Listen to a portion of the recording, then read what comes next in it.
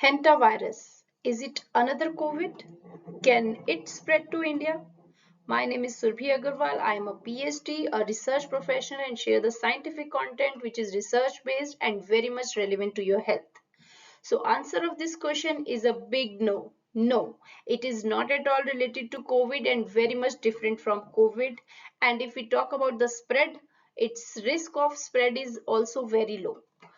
अभी जो न्यूज चल रही है कि हेंटा वायरस का आउटब्रेक हुआ है इस एमवी हॉर्नडियस शिप पे, तो वहां पे देखा गया कि 3 लोगों की मौत भी हुई है इस इन्फेक्शन से एंड 2 लोग इंडियंस थे जो कि क्रू मेंबर थे, उनको आईसीएमआर ने आइसोलेट किया गया है so that infection can not spread. But yes, वहां पे उन लोगों में देखा गया है कि कोई सिम्टम नहीं है, दे आर परफेक्टली फाइन.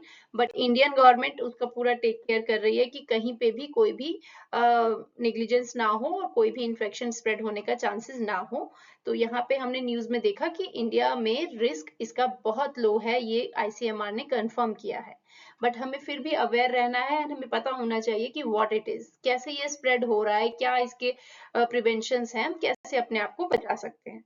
तो इसका बेसिकली हमें ये पता होना चाहिए कि ये रोडेंट के थ्रू फैल रहा है, रोडेंट जो कि इन्फेक्टेड होगा इस वायरस से. अगर रोडेंट मीन्स हम बात करेंगे, रोडेंट्स में आते हैं चूहे, चूहे और इस टाइप के जो जानवर हैं, अगर ये हमारे घर में घुस रहे हैं और अगर इन्फेक्टेड है ये, तो इनकी जो ड्रॉपिंग्स है, इनका जो सलाइवा है, इनकी एक्सपोजर से, इन इन्फेक्टेड रोडेंट्स के एक्सपोजर से ये फैल सकता है. बट इसका एक अच्छा पॉइंट ये है कि इंडिया में इसका कोई स्ट्रेन ऐसा अवेलेबल नहीं है जो कि पर्सन टू पर्सन ट्रांसमिट कर सके, जैसे कि कोविड में था कि वहां का एक्सपोजर, वहां इतना क्यों फैला कोविड, यहाँ पे इतना क्यों फैला, बिकॉज इसका कोविड का बहुत ही इजी ट्रांसमिशन था. बट इसका उतना इजी ट्रांसमिशन नहीं है, यहाँ पे रोडेंट के थ्रू ही ट्रांसमिशन होगा, पर्सन टू पर्सन ट्रांसमिशन नहीं होगा. तो हम पैनिक करने की जरूरत नहीं है, हम बहुत ही सेफ सिचुएशन में है. बट हमें कुछ चीजों का थोड़ा बहुत ध्यान रखना पड़ेगा, दैट्स इट. सो अगर हम बात करें कि इसके सिम्टम्स क्या हैं, तो इसके सिम्टम्स बहुत ही नॉर्मल वायरस के जो होते हैं वही सिम्टम्स हैं. फीवर है, हेडेक है, मसल एक,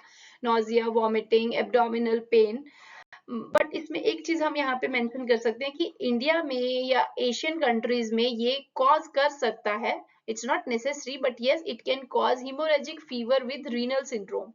That means इसमें hemorrhagic fever हो सकता है जिसमें कि आपकी किडनी अफेक्ट हो सकती है.